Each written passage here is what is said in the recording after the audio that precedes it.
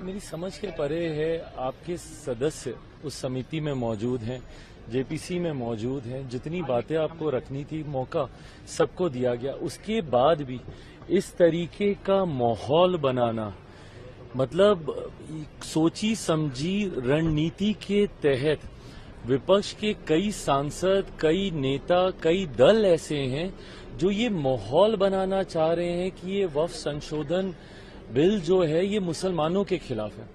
मेरी समझ के परे है कि इस तरीके से मुसलमानों के बीच में आप अपनी राजनीतिक रोटियां सेकने की सोच से, और कौन कौन से दल नहीं है, कांग्रेस जैसी पार्टियां, राजद जैसी पार्टियां, सपा जैसी पार्टियां।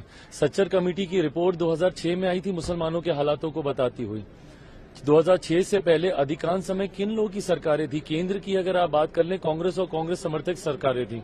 मैं अगर अपने राज्य बिहार की बात करूं तो 15 साल तक लगातार राजद की सरकार थी। उसके बाद भी मुसलमानों के हालात इतने बदतर थे।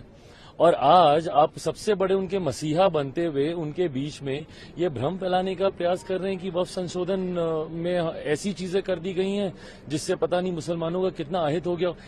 इस सरकार की सोच है कि एक गरीब मुसलमान को भी, मुसलमानों में भी ऐसे वर्ग से आने वाले लोग जो अभी भी मुख्यधारा के साथ नहीं जुड़े हुए, सबको बराबरी का हक मिले। जितने संशोधन हैं उस सोच के साथ किए जा रहे हैं, और बिना मतलब अभी तक पार्लियामेंट में ये आया नहीं, इसके ऊपर चर्चा नहीं।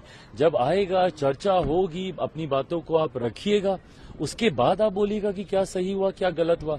इन एंटीसिपेशन पहले से ही ये सारी बातें कर समाज के बीच में गलत संदेश देना, उनको भ्रमित करना, ये कतई उचित नहीं है। एक सवाल इसी संदर्भ में है कि कल पटना में इसी को लेकर all India Muslim personal law board के और तमाम लोगों ने वहां प्रोटेस्ट किया, और इस प्रोटेस्ट में तमाम राजद के नेता शामिल हुए, प्रशांत किशोर शामिल होते हैं, और पटना सेंटर बनता है। क्योंकि पटना में चुनाव होने वाले हैं, बिहार में चुनाव। बिल्कुल, ये सारी चीजें राजनीतिक दृष्टि से की जा रही हैं। बिहार में चुनाव है, इसीलिए आज सबको मुसलमानों की वहां पे याद आ रही है।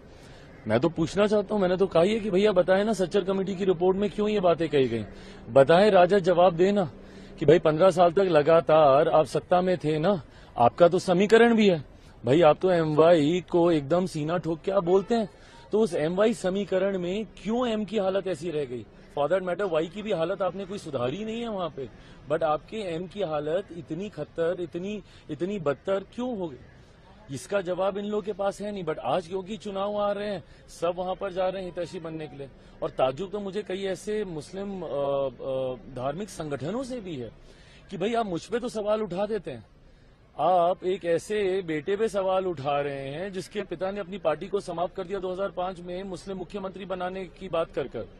बट इन लोगों से आप सवाल नहीं पूछ रहे जो अपने आप को मुसलमानों का संरक्षक बोलते हुए, उनका हितैषी बोलते हुए, आज तक उन्होंने मुसलमानों को लूटने के अलावा, उनको अपना वोट बैंक बनाने के अलावा उन्होंने कोई काम नहीं किया।